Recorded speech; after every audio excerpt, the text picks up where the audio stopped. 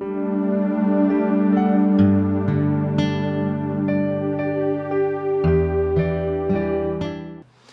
él también hemos obtenido herencia, habiendo sido predestinados según el propósito de aquel que obra todas las cosas conforme al consejo de su voluntad, a fin de que nosotros, que fuimos los primeros en esperar en Cristo, seamos para alabanza de su gloria. Amén. Todas las personas con las que usted pueda conversar en su día a día acerca de la búsqueda de satisfacción verdadera o de felicidad en sus vidas, todas se enfrentan a una sensación de incertidumbre en sus corazones. Cada ser humano se está preguntando en su interior si algún día llegará a ser todo lo que él espera o ella espera ser, y si todo va a funcionar como lo esperan. Para las personas sin Cristo, la vida es maravillosa. Usted escucha hablar a muchas personas acerca de la vida y dicen, siendo personas que no tienen fe, no tienen esta fe salvífica, la fe de la Biblia, ellos hablan de la vida con términos maravillosos. Ellos dicen, la vida es, por ejemplo, como aquella película que alguna vez vimos, no sé si usted ya la vio o si la repitió. La vida es bella, la vida es hermosa, la vida es maravillosa. Pero esas personas dicen cosas lindas acerca de la vida si la vida no incluye dolor, si no tiene nada que ver con aflicciones o enfermedad o muerte.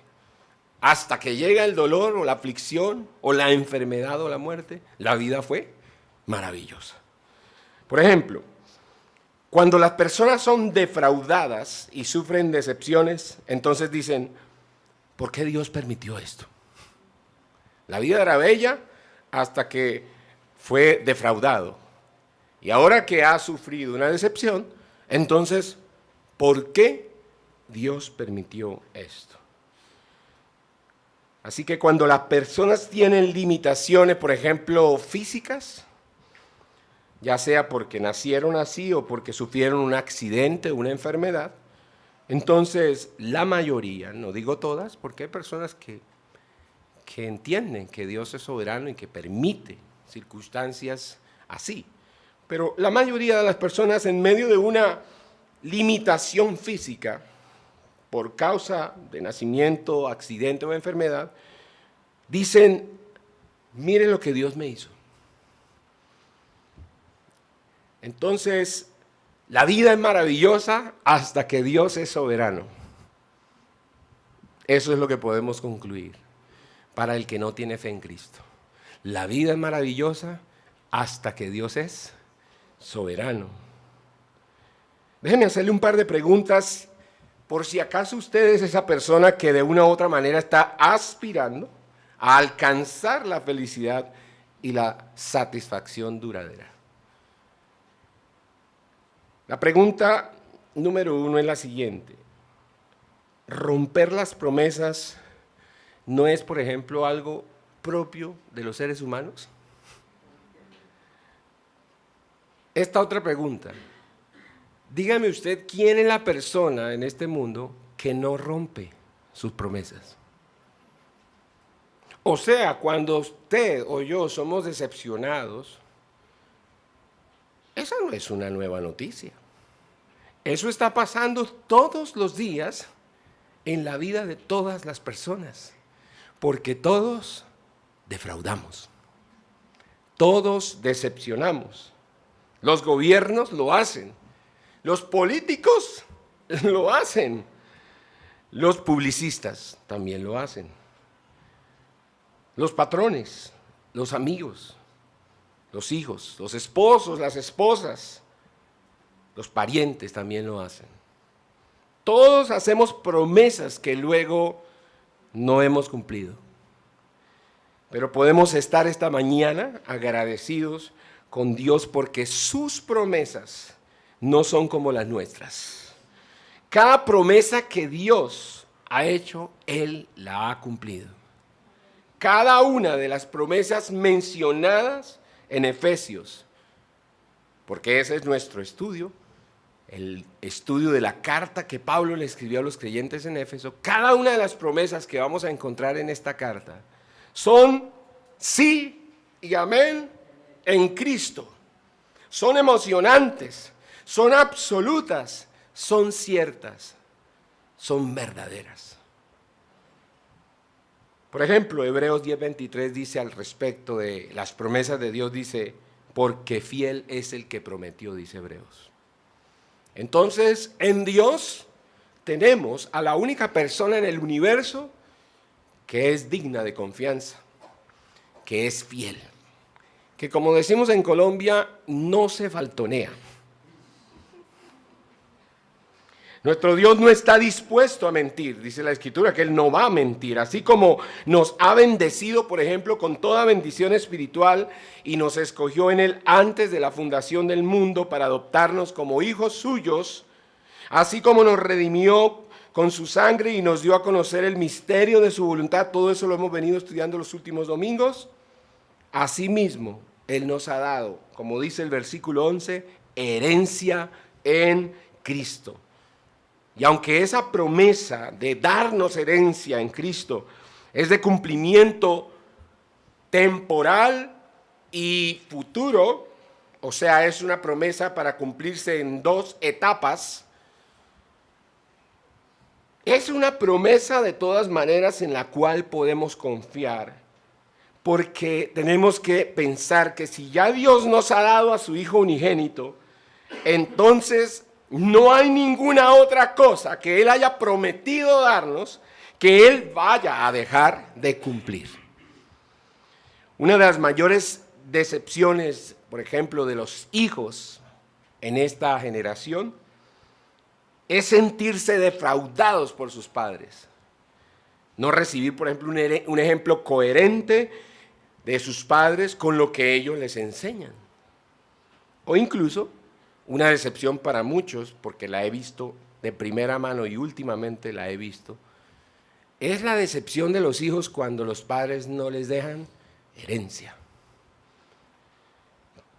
Pero usted y yo vamos a recordar hoy lo que dice Efesios 1, 10 al final y 11 al comienzo. Dice, en Él también hemos obtenido herencia.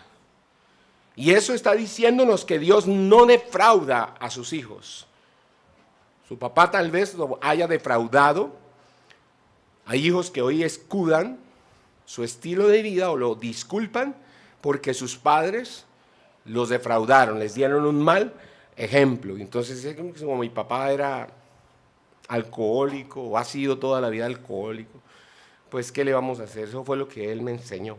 Entonces, la culpa de que yo ahora sea más alcohólico que mi papá, ¿la tiene quién? Mi papá. Recuerde, la vida es maravillosa hasta que Dios es soberano. Entonces, me enfermé. Mire lo que Dios me hizo.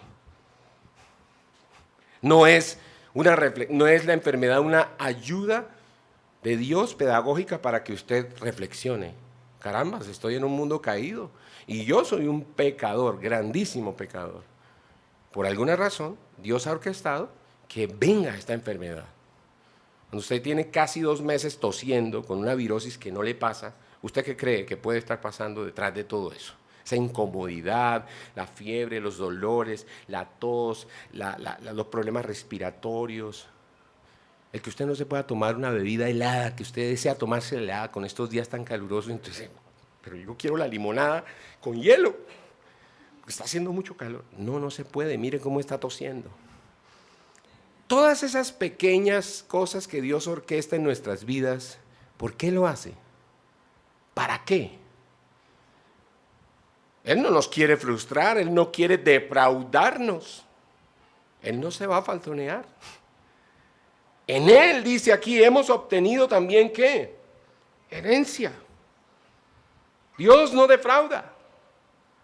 Su fidelidad es inquebrantable. Él nos escogió antes que el mundo y el tiempo existieran. En Él, esa es la clave esta mañana para que la vida comience a ser maravillosa, si es que no ha sido maravillosa para usted hasta el día de hoy, cuando usted piense en esa partícula, en Él la vida es maravillosa.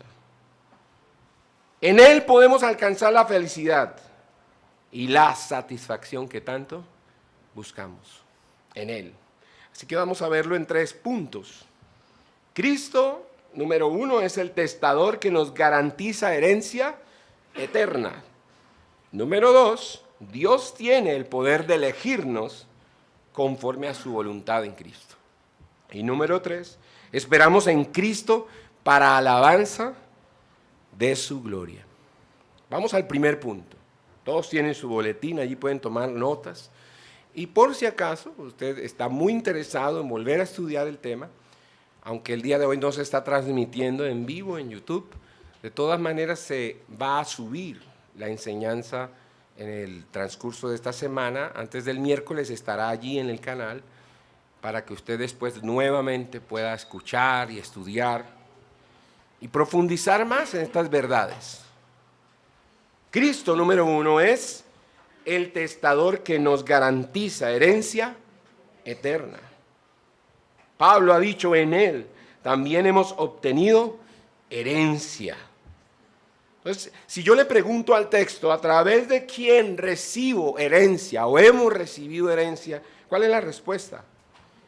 Pues la respuesta rápida es en Él o a través de Cristo.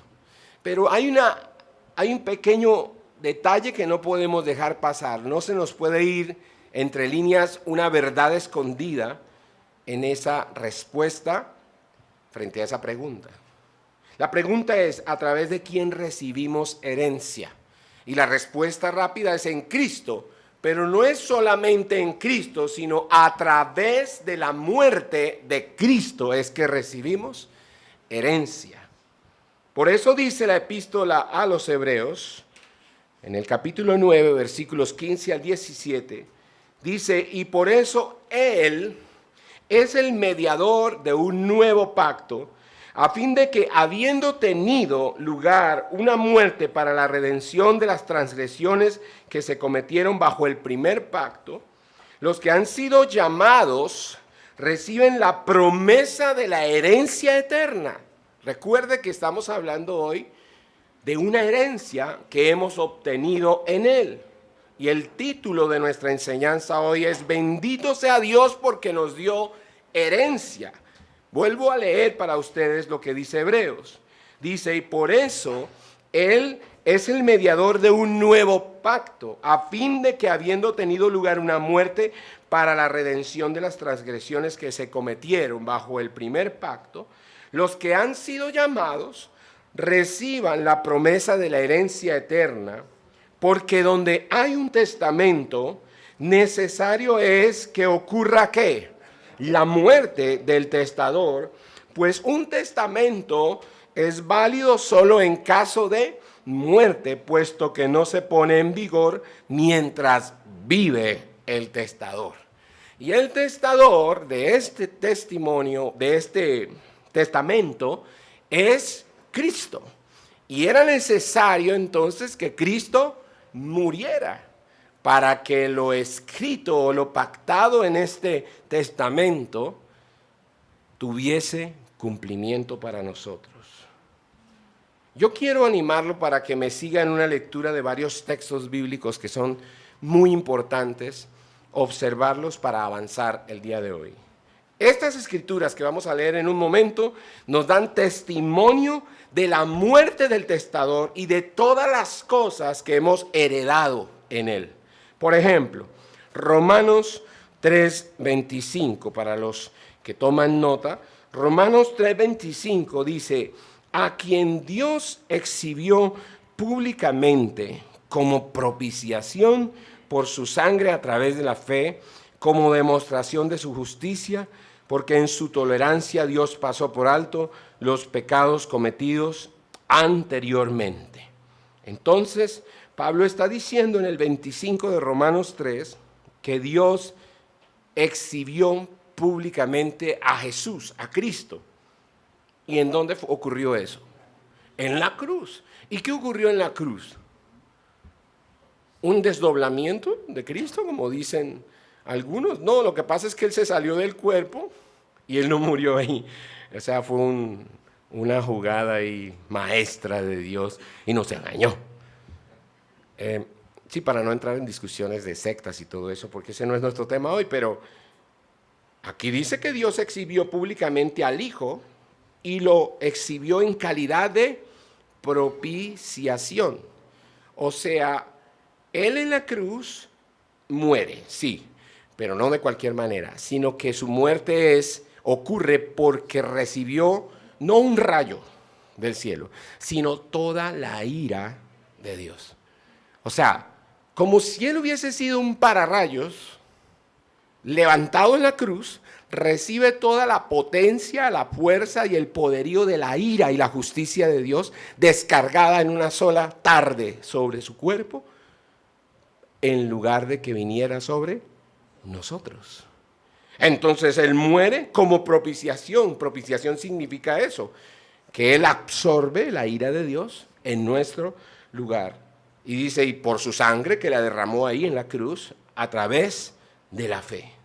Como una demostración de la justicia de Dios, porque Dios ya había tolerado mucho tiempo y había pasado por alto los pecados cometidos anteriormente.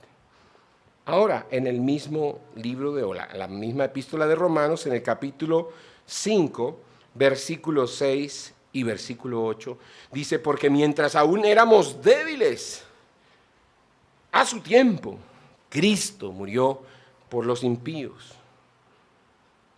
Pero Dios demuestra su amor para con nosotros en que siendo aún pecadores, Cristo murió por nosotros.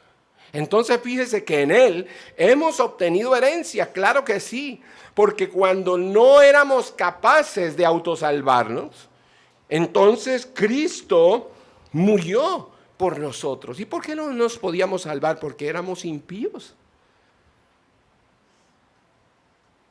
¿Le ha provocado hacer alguna vez leyendo un texto bíblico como esto y mirarse al espejo y decir, impío?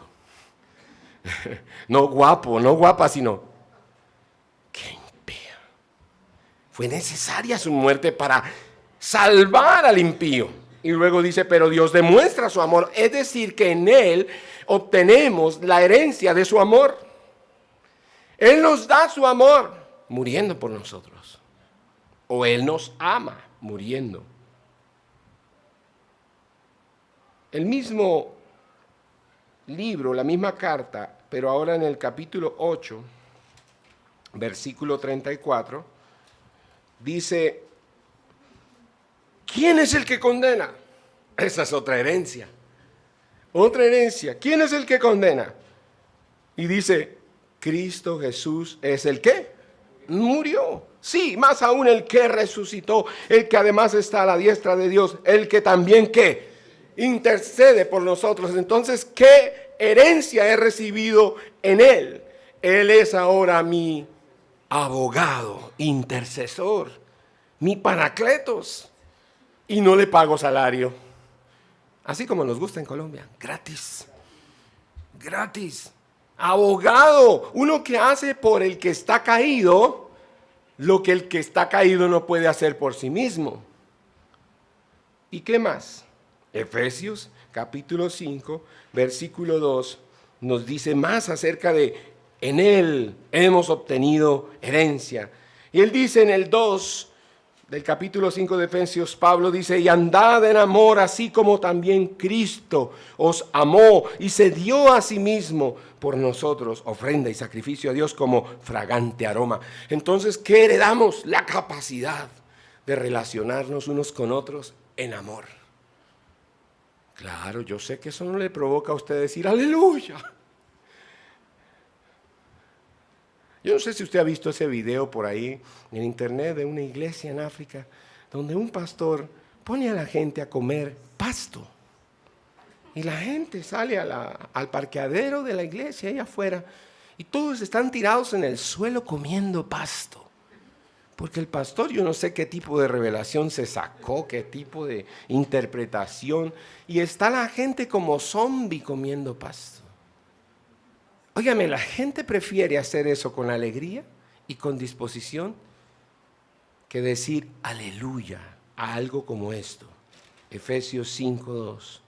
Andad en amor, así como también Cristo os amó y se dio a sí mismo por nosotros, ofrenda y sacrificio a Dios como fragante aroma. Andad en amor. La instrucción, estamos a la altura del capítulo 5 de Efesios, o sea que estamos hablando de las demandas de Cristo para nosotros. Los capítulos 1 al 3 de Efesios es quiénes somos en Cristo. Capítulos 4, 5 y 6 es lo que debemos hacer para Cristo. Así que aquí hay una instrucción, hay una ordenanza, un mandamiento del Señor. Que andemos en amor, pero tranquilos, que Dios provee lo que Él nos demanda. Porque dice después que para andar en este amor lo podemos hacer porque primero Cristo nos amó, dándose a sí mismo por nosotros, muriendo por nosotros. ¿Sí ve lo que alcanza su muerte? No es solamente un perdón de pecado subjetivo, es mucho más. Es mucho más esa capacidad de amar que no es posible sin Cristo. Capacidad de abrazar. Por ejemplo, algunos llegan aquí a la iglesia y en los primeros días y primeras semanas y meses, esos son así como un émparo de hielo. Uno los abraza y ellos y lo miran anciano. ¿Qué me va a hacer? Con el paso de los meses, en él, por causa de este amor que se derrama sobre esa iglesia, ellos comienzan a decir, sí, buenos días. Con el paso de los meses ya ellos, sí, buenos días, qué intenso es el pastor. Con el paso de los años ya dan un beso. Ay, buenos días, pastor. Y con el paso de más años, pastor, ¿no me va a saludar? Porque eso hace el amor de Dios en Cristo por nosotros, nos cambia. Nos saca el ogro que tenemos adentro, la amargura que nos consume y nos consume ahora en su amor para que amemos como Él nos ha amado. Eso es herencia, eso es verdadera riqueza. Verdadera riqueza no es tener plata, porque usted con plata no se cura la amargura. En cambio, el amor de Cristo nos sana y nos hace amorosos. Ya se cuenta cómo me ha vuelto de amoroso el Señor. Primera Tesalonicenses 5:10. Y este repaso lo he hecho a propósito porque yo sé que es mejor que la palabra misma nos convenza. Estoy convencido de que la palabra nos convence mejor que mi exposición como predicador. Y Primera Tesalonicenses 5, versículo 10 dice, bueno, desde el 9, dice, porque no nos ha destinado Dios para ira. Ay, ay, ay. Mire qué alivio. Porque no nos ha destinado Dios para ira, sino para obtener salvación por medio de nuestro Señor Jesucristo, que murió por nosotros, para que ya sea que estemos despiertos o dormidos, vivamos juntamente con Él. ¡Wow! Está diciendo, no nos escogió Dios para ira, nos escogió para salvarnos, porque ya había predestinado, también orquestado desde antes de la fundación del mundo, que la ira la recibiría su Hijo unigénito en nuestro lugar. Así que a los que confían en el Hijo, les da lo que no se merecían, les da vida eterna. Para que usted comparta con el Señor el resto de la eternidad, dice que murió por nosotros para que ya sea que estemos aquí, despiertos o muertos, cuando llegue el momento de morir, dice, vivamos con Él.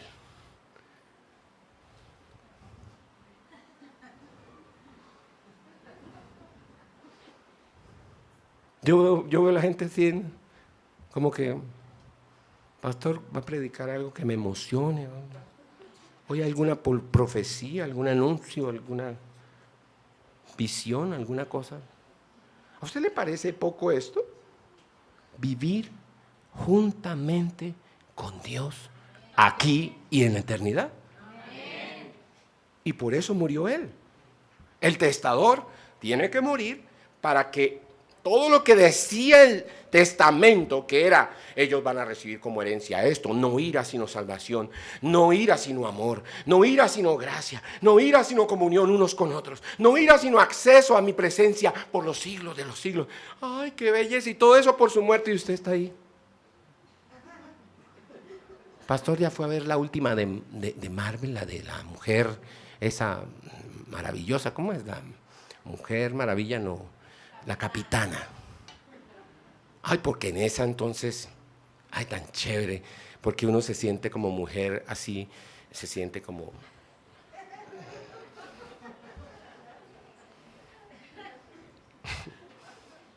Siga yendo al cine, que el cine no le cambia el temperamento, el cine no la hace feliz, el cine no la hace amorosa, el cine solo la entretiene, por eso se llama entretenimiento, nada más.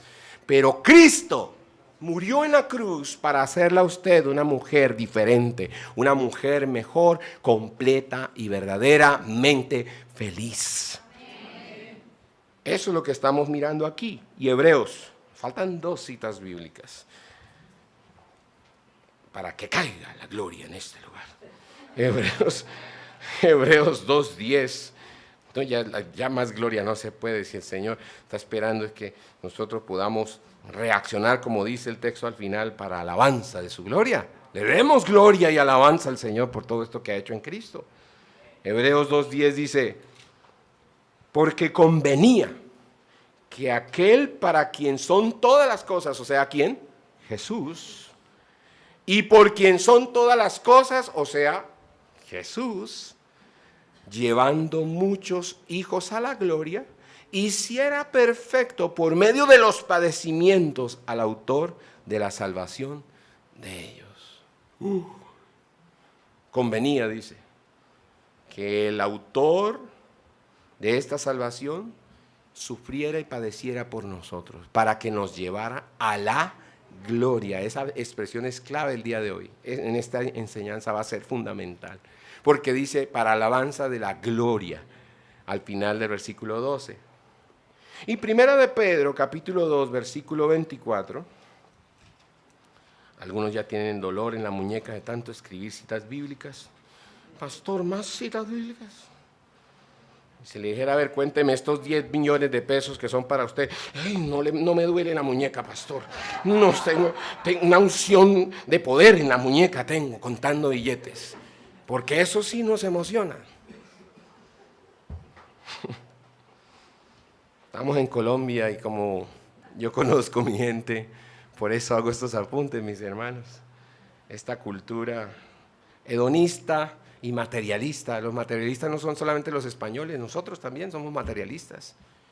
¿Cómo no emocionarse? Semejante riqueza que nos está dando, semejante banquete que pone el Señor en la mesa. Mire, tome amor, tome salvación en lugar de ira. Gracia, mi compañía por los siglos de los siglos. Dígame, ¿qué mejor compañía que esta? Dice el Señor. Usted que quiere estar con una persona interesante, ay, yo quisiera conocer un hombre que me ame, que me respete. Sí, le presento a Cristo. Cristo la ama, Cristo la respeta. Además, Él se dio a sí mismo por usted. Eso no lo puede hacer ningún. No digo la palabra. Pedro 2:24 dice, qué lindo esto, mire a Pedro, el pescador, el que no sabe leer ni escribir. Por eso le tocó pedirle ayuda a Juan Marcos, escríbame esta historia de todo lo que hizo Dios a través de su Hijo y todo lo que vimos, toda su vida, su testimonio, su obra, escriba, a ver. Y ahí salió el Evangelio de Marcos, porque el tipo no sabía ni escribir ni leer, era un pescador. Acuérdese que en Hechos dice, esta gente sin letras, sin preparación, ¿cómo es posible que hablen todas esas maravillas en nuestro idioma? Eso es lo que Dios hace. Y este maravilloso Pedrito dice aquí, y él mismo, refiriéndose a su maestro, él mismo llevó sus pecados, no, dice nuestros pecados en su cuerpo sobre la cruz, a fin de que muramos al pecado y vivamos a la justicia, porque por sus heridas fuisteis sanados. Ahora entiende qué quería decir Isaías, por su llaga fuisteis vosotros curados. No era sanidad sanidad por sanidad nada más. No era sáname este cáncer, ya ahora lo decreto, lo reclamo, lo profetizo. No, era esto, era capacidad para morir al pecado. Eso es una riqueza. Él murió para darle un poder a usted, el poder de vencer el pecado. Eso es ser rico. Eso es, en Él hemos obtenido también ¿qué? Herencia. Capacidades que no teníamos, porque éramos parapléjicos espirituales. Y Él tuvo que venir a ponernos una prótesis, que se llama en el versículo 11 propósito. Propósito ahí es prótesis, porque no éramos capaces de ponernos en pie por nosotros mismos, y mucho menos caminar hacia Él. Todo lo anterior entonces es evidencia de la profunda preocupación de Cristo por su iglesia, ¿o no? Cuando Pablo dice en Él, y luego dice también hemos obtenido, ¿a quiénes se refiere? Hemos obtenido, ¿a quiénes se refiere Pablo? Pablo se refiere a él como judío y se refiere a sus lectores, los judíos convertidos al cristianismo en Éfeso, y se refiere a nosotros, que también hemos sido hechos herederos suyos. Cuando dice también, entonces significa no solamente que en unión vital con Cristo hemos recibido todas estas bendiciones, tales como la redención, el perdón de los pecados y la iluminación espiritual, como lo hemos mencionado en las últimas semanas, sino que además de estos favores iniciales que se enfocan sobre el pasado, es decir, la liberación de aquel terrible poder que nos tenía atados, el perdón de los pecados pasados y la disipación de las antiguas tinieblas, se nos otorgó también un derecho a una gloria futura. Juan capítulo 17, versículo 24 dice, Padre, el mismo Jesús, el mismo testador está diciendo al Padre unas horas antes de entregar su vida para hacer cumplir la voluntad de Dios en este testamento. Él dice, Padre, quiero que los que me has dado estén también conmigo donde yo estoy, para que vean mi gloria, la gloria que me has dado, porque me has amado desde antes de la fundación del mundo. Fíjese que Jesús no menciona que lo más importante de ir al cielo son las mansiones celestiales, porque por ahí andan unos predicando que lo más importante de ir al cielo es, no, que las coronas y que las mansiones, que imaginen cómo eran las habitaciones y las piscinas. Definitivamente. Y aquí está Jesús, dice, para que vean, quiero que estén allí conmigo para que vean mi gloria. Jesús, ¿y qué es tu gloria? ¿Cuál es tu gloria? O sea, ¿cuál es la cosa que es de más valor para ti? Bueno, ahí dice, porque me has amado desde antes de la fundación del mundo. O sea, lo que más valora a Cristo del cielo es que el Padre lo ama desde la eternidad y hasta la eternidad. Somos herederos de su gloria. Y su gloria, la gloria de Jesús, es ser amado por el Padre desde antes de la fundación del mundo. Dígame si hay una gloria mayor que Dios mismo. ¿No es la gloria del hombre y su búsqueda constante también el sentirse amado? ¿El ser feliz? Esa es la gloria del hombre. ¿Cuán desgraciada se siente la persona cuando no se siente amada? Cuán desgraciada se siente la persona cuando no es feliz o no cree que es feliz. Y por eso es que el salmista dice en el Salmo 16:11, en tu presencia hay plenitud de gozo, deleites a tu diestra para siempre. O como lo escribió Charles F. Weigle. En 1932 él escribió estas palabras de este himno que me encanta. No voy a ir al piano porque sé que se nos va la enseñanza muy largo, pero esto dice así. Yo quisiera hablarte del amor de Cristo, pues en Él hallé un amigo fuerte y fiel. Por su gracia transformó mi vida entera. Lo que en esta vida soy, lo debo a Él. Nadie pudo amarme como Cristo. Es incomparable su amistad. Solo Él pudo redimirme del pecado. Por su amor y su bondad. Mi alma estaba llena de ayes y tristezas, llena estaba de miseria y dolor. Con ternura, Cristo me tendió la mano y me guió por el sendero del amor. Cada día viene a darme nuevo aliento, a mi corazón infunde dulce paz.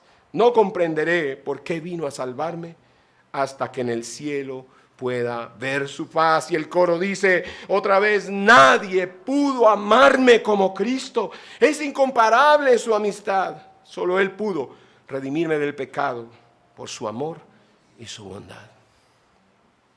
Entonces mi intención esta mañana, y especialmente para los que están estudiando teología o ya han estudiado mucha teología, mi intención no es discutir si lo que Pablo quiso decir en este verso 11 y 12, que somos herencia o posesión de Dios o que vamos a recibir algo de parte de Dios, porque esa es la discusión de los teólogos. Leí más de 12 comentarios y me incomodé leyendo los comentarios esta vez, porque todos discuten. No, lo que quiere decir ahí Pablo no es que nosotros recibimos algo de parte de Dios, sino que nosotros somos su herencia, somos su posesión. Y me harté de leer eso. Y me quedé pensando en el texto y dije, no, ahí dice, en Él hemos obtenido, nosotros hemos recibido algo de Dios, que no es solamente perdón, que no es solamente salvación, que no es solamente capacidad de amarnos unos a otros. En Él lo hemos recibido a Él. Y si eso no es lo que recibimos, entonces a mí no me sirve este evangelio. Si yo tengo que congregarme, para congregarme en la iglesia, estos teólogos, necesito aceptar esa posición, pues no quiero ser cristiano entonces. Porque si Dios no es lo que yo voy a recibir en el cielo, ¿para qué sirve el cristianismo? Si Dios no es lo que hace que el cielo sea cielo, entonces ¿para qué ir al cielo? Por eso mi intención no es demostrar que soy un maestro exponiendo la palabra o que soy un megateólogo y un exegeta impresionante. Eso se lo dejo a los que tienen ansias de reconocimiento de su saber. Mi intención esta mañana es lo que dice el Catecismo de Heidelberg.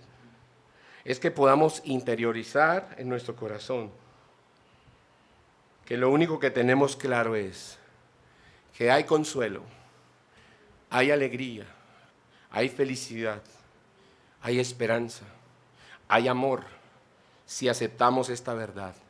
Yo no soy dueño de mí mismo. Yo le pertenezco durante todos los días de mi vida y aún el día que muera, yo le pertenezco a mi fiel Salvador y Redentor Jesucristo. Ese amor del que habla Juan 3:16, de tal manera, ese amor que dice Juan de Dios por nosotros, que es un amor de tal manera que entregó a su Hijo en la cruz, Él lo sacrificó. Cristo es nuestro testador, tuvo que morir para que pudiésemos heredar tanto en la vida como en la muerte lo mejor de lo mejor que Dios quería darnos. Dios quería darnos a Dios. Lo impresionante en el cielo no será ver a los 4 seres vivientes. ¡Wow! Cómo revolotean, cómo hacen estruendo cuando revolotean alrededor. ¡Wow! No, lo impresionante será verlo a Él, contemplarlo a Él. La gloria de su presencia eclipsará toda tristeza. No tendremos necesidad ni de acordarnos de las tristezas, porque su gloria llenará su casa, que somos nosotros. La casa será llena finalmente de su gloria y para siempre. Punto número 2. Dios tiene el poder de elegirnos conforme a su voluntad en Cristo. Él dice, en Él también hemos obtenido herencia, habiendo sido predestinados según el propósito de aquel que obra todas las cosas, conforme al consejo de su voluntad. Entonces, ¿cuál es el método que Dios usa para darnos esta herencia? Se llama predestinación. Esta predestinación es la base de la doxología de esta epístola. Es una acción soberana del Todopoderoso. ¿Y quién es la causa de esta predestinación? Él mismo, porque dice el texto, aquel que obra todas las cosas conforme al consejo de su voluntad. O sea, está diciendo de otras maneras Pablo que cuando Él predestinó a los que iba a salvar, Él no nos preguntó nada. Él simplemente se preguntó a sí mismo. Él tuvo en cuenta su propio consejo, el consejo de su voluntad para hacer lo que Él había determinado hacer. ¿Y quiénes fueron los primeros en esperar en Cristo? Bueno, los judíos cristianos, los creyentes en Éfeso y el mismo Pablo. Así que la voluntad soberana de Dios fue unirnos con Cristo, por lo que nos tocó en suerte, que esa es una expresión teológica de los muchos comentarios que leí. En esto insisten los comentaristas, dicen que lo que quiere decir allí Efesios es que nos tocó en suerte. Bueno, vamos a usar la expresión de ellos, porque si no, entonces dirán, ¿y para qué hicimos todos esos comentarios que nos tocó 40 años escribirlos? Bueno, nos tocó en suerte ser herederos de las promesas y pertenecer así al pueblo de Dios. ¿Sí? Suerte, pero de Dios, no la del baloto. Suerte de Dios, es decir, nos tocó que Él nos escogió sin que lo mereciéramos. ¿Sí?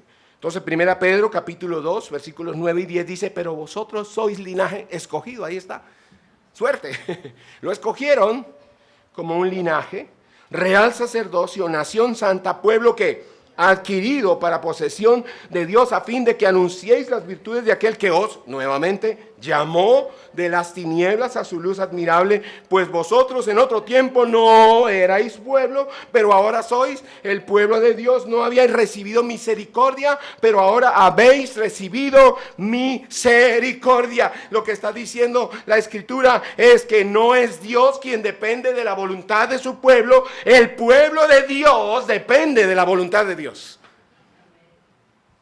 Así que Pablo tiene en cuenta en primer lugar a los cristianos de origen judío, entre los que se incluye en primera persona del plural Pablo mismo cuando él dice, a fin de que nosotros, que fuimos los primeros en esperar en Cristo.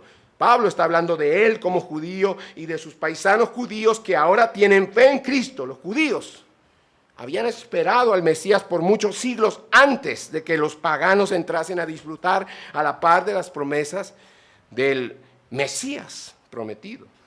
El gran plan de la redención comenzó a ser puesto por obra en el paraíso mismo tras la caída de nuestros primeros padres, cuando Dios cubrió la desnudez de ellos con las pieles de animales santificados. Eso está en Génesis 3, 15 al 21.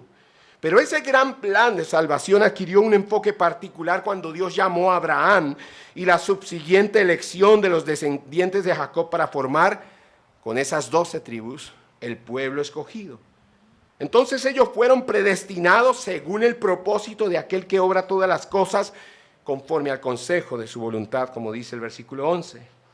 Y eso también tiene aplicación a todos los creyentes de cualquier raza y nación. Por favor, mire Romanos capítulo 8, versículo 29 y versículo 30. El apóstol dice, porque a los que de antemano conoció, también los predestinó a ser hechos conforme a la imagen de su Hijo, para que Él sea el primogénito entre muchos hermanos. Y a los que predestinó, a esos también llamó, y a los que llamó, a esos también justificó, y a los que justificó, a esos también que cree, glorificó. Wow. Y en toda la carta de Efesios, y así como por el texto que hemos citado de Pedro, está el mismo principio. Iglesia, solo Dios tiene el poder para elegir lo correcto, para elegir hacer lo correcto, para elegir hacer lo que es eterno, para elegir lo que es mejor y lo que es verdadero, y por esa razón Él mismo nos eligió, pues ninguno de nosotros podía elegirlo a Él. Romanos 3:10 dice, como está escrito, no hay justo ni aun uno, no hay quien entienda, no hay quien busque a Dios, todos se han desviado, a una se hicieron inútiles, no hay quien haga lo bueno, no hay ni siquiera uno. Usted se encuentra esta mañana aquí, no porque usted quiso venir, usted está aquí porque Dios lo trajo. Usted no iba a venir. Estoy seguro que hay algunas personas en este auditorio que no iban a venir, no querían venir. Estoy seguro de que hay personas aquí que estaban pensando, ¿qué excusa puedo poner para no ir a la persona que me quiere invitar? Y de hecho algunos que ya son creyentes y miembros de la iglesia estaban pensando, ¿será que esa maratón de la 33 me sirve para excusarme y no ir a la iglesia hoy? Otros dicen, ay, hoy tengo una pereza, pero cierto que la transmisión por YouTube es igual, o sea, voy a quedarme en la casa y veo la transmisión. Estamos aquí porque Dios nos trajo. Estamos aquí porque Dios nos eligió. Y eso nos lleva al punto número 3. ¿Para qué? ¿Para qué nos eligió? Bueno, número 3, esperamos en Cristo para alabanza de su gloria. Y el versículo 12 dice, a fin de que nosotros que fuimos los primeros en esperar en Cristo, seamos para alabanza de su gloria. ¿Cuál es el fin de esa elección, de esa predestinación?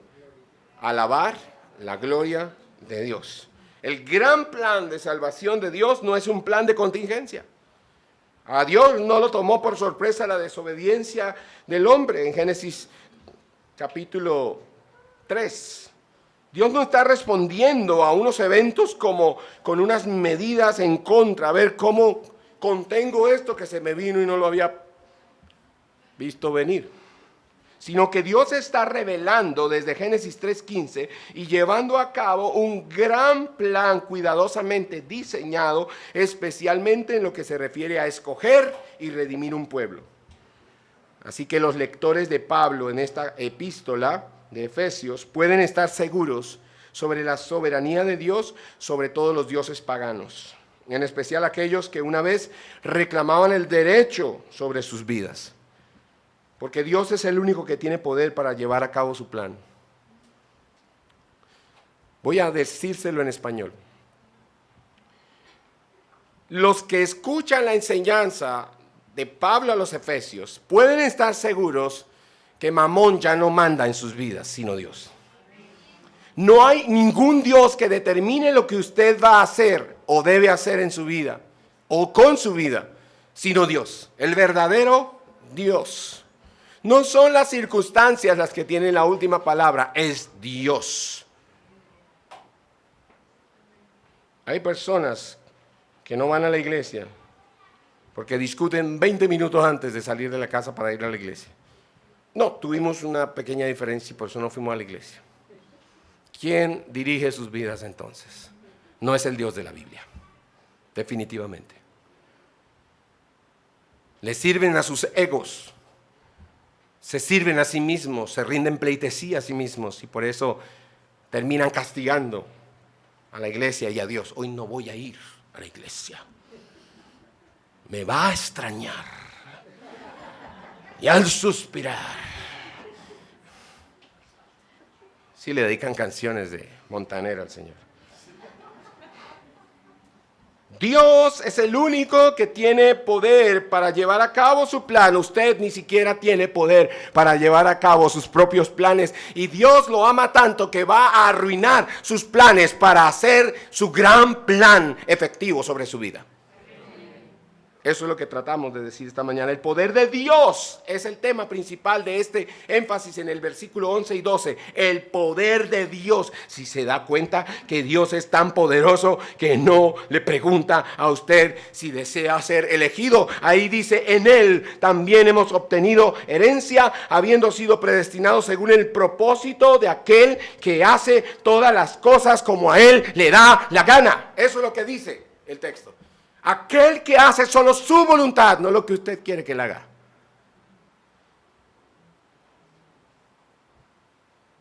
Si el Señor le preguntara a la iglesia hoy, ¿quieres que regrese en el 2020 por mi iglesia? ¿Te parece bien? ¿Qué respondería la iglesia? No, todavía no. Espérate tantito porque es que mi aventura con el mundo... Espérate que va a salir todavía la última de Marvel para que ahora sí acabe la saga y me la quiero ver después de eso. Si ven, por favor, Señor. Espérame que estoy haciendo una platica. Cuando termine de hacer esa platica y esos negocios, espérame tantito. ¿Se da cuenta cómo juega usted con Dios? ¿Juega a que usted es Dios? Usted está jugando a que usted es Dios y Él es su siervo. Pero no es así. O nos rendimos a su voluntad o seguimos perdidos. Dios es el único que tiene poder para llevar a cabo su voluntad. Y por esa razón el fin de todo esto es la alabanza de su gloria. Gloria en el Antiguo Testamento era la palabra kabod, pero en el Antiguo Testamento era solo un brillo, era un esplendor, un resplandor, algo que se veía, por ejemplo, como lo que vio Moisés en la zarza, o como lo que vio Israel en la nube y en la columna de fuego. Eso era gloria, la gloria de Dios. Otros escucharon un sonido, ¿no? Y como Elías, escuchó un terremoto y luego escuchó un silbido apacible. Entonces la gloria de Dios estaba como representada en todas esas cosas en el Antiguo Testamento, con el fuego, con resplandores brillantes, con nubes brillantes. Y Pablo en el Nuevo Testamento dice que gloria, refiriéndose a esta gloria, dice que Él habita en luz inaccesible que ninguno de los hombres ha podido ver. Pero en Lucas 9:20 dice que Jesús mostró esa gloria transfigurándose delante de sus discípulos. Y la Biblia dice que cuando venga la nueva Jerusalén, no serán necesarias ni la luna ni las estrellas, porque la gloria de Dios iluminará la ciudad y el Cordero mismo será su lumbrera. La gloria de Dios en toda la Biblia es una manifestación de quién es Él en esencia, majestad y poder y por supuesto su santidad, su pureza.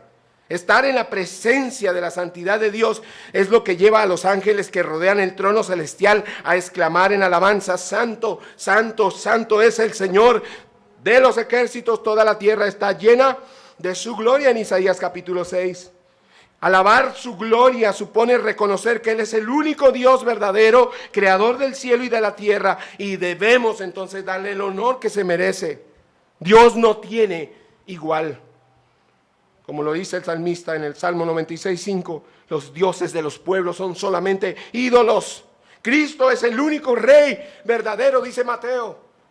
Pero Juan le dice a todos los pueblos gentiles en su evangelio: Cristo es el único Dios verdadero. Eterno, excelso, Él muestra la majestad de su soberana autoridad, eligiendo a aquellos que están perdidos y que son incapaces de salvarse a sí mismos. Por eso Él es merecedor de honor, de alabanza y de gloria. A Dios nosotros lo alabamos por su maravilloso plan de redención esta mañana. Él escogió a Israel para su gloria, para que cante sus alabanzas. Él demostró en todo el Antiguo Testamento que su poder para salvar a Israel de sus enemigos es una manifestación de su gloria. Pero su acto más grande con Israel fue la liberación de la esclavitud en Egipto. Allí Él demostró su poder una vez más y su gloria por encima del faraón.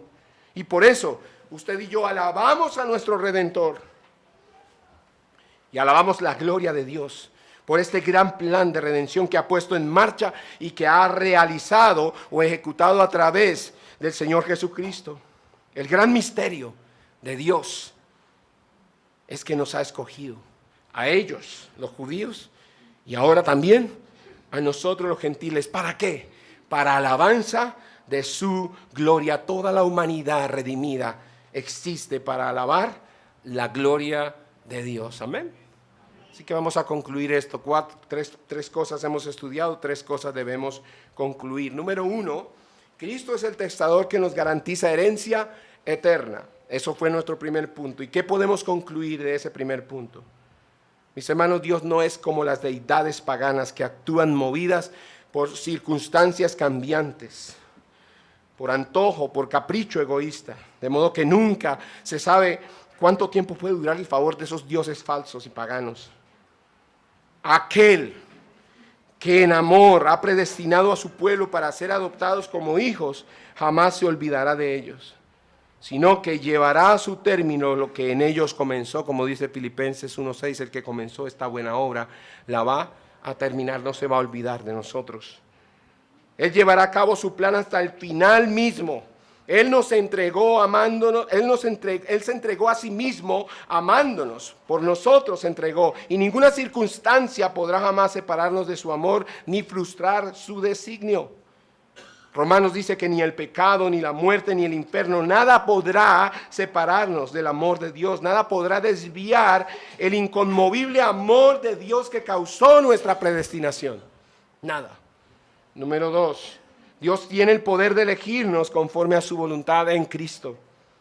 El versículo 11 del capítulo 1 de Efesios dice que fuimos predestinados según el ¿qué? Propósito. Usa la palabra propósito y esa palabra allí es prótesis. Era imposible para nosotros presentarnos aceptables delante de Dios porque el pecado nos había lisiado. Éramos lisiados y no podíamos ni levantarnos y mucho menos correr hacia Dios. Así que Él usó una prótesis para que pudiésemos apoyarnos en ella, levantarnos y correr hacia Él. Dios usó su poder soberano para salvarnos. Él no tenía que consultarnos nada porque Él ya sabía que nosotros siempre escogeríamos el pecado en lugar de Dios. Por eso nos predestinó y nos dio una gloriosa herencia en Cristo. Tercero, esperamos en Cristo para alabanza de su gloria. Antes que recibamos la final herencia, porque dijimos que era una herencia en 2 tiempos o en 2 momentos, aquí temporalmente y en el futuro. Pero antes que recibamos la final herencia prometida en Cristo, porque ahora aquí apenas hemos recibido una herencia o una prenda anticipada nada más, y es lo que vamos a estudiar en el versículo 13 y 14 la semana próxima. Lo que hemos recibido aquí apenas es una prenda, una garantía. ¿Quién es? El Espíritu Santo. Eso es temporal, apenas para este tiempo.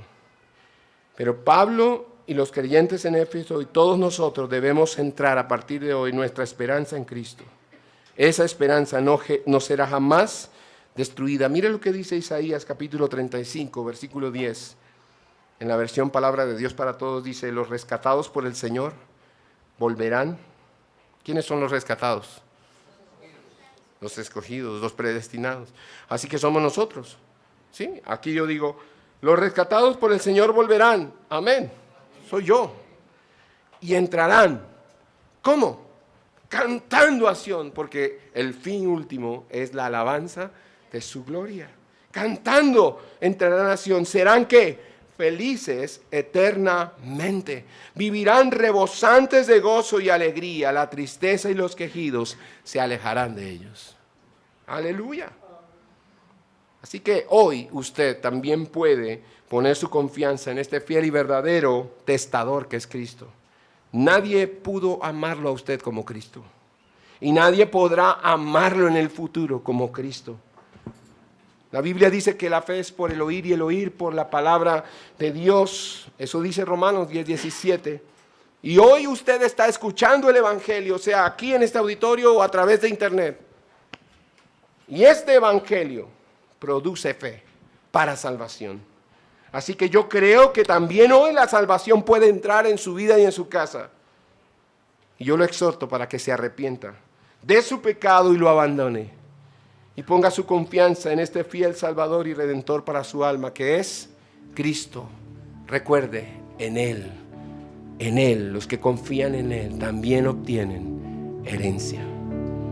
También obtienen herencia. Según un propósito de Dios que Él se propuso desde antes de la fundación del mundo. A fin de que usted y yo seamos de los que vamos a esperar en Cristo todavía ahora. A fin de que usted y yo existamos para alabanza de su gloria. Nada se compara. Nada. Nada es más importante. Tu presencia es mejor que oro y bienes, delicias eternas hallé en tu presencia.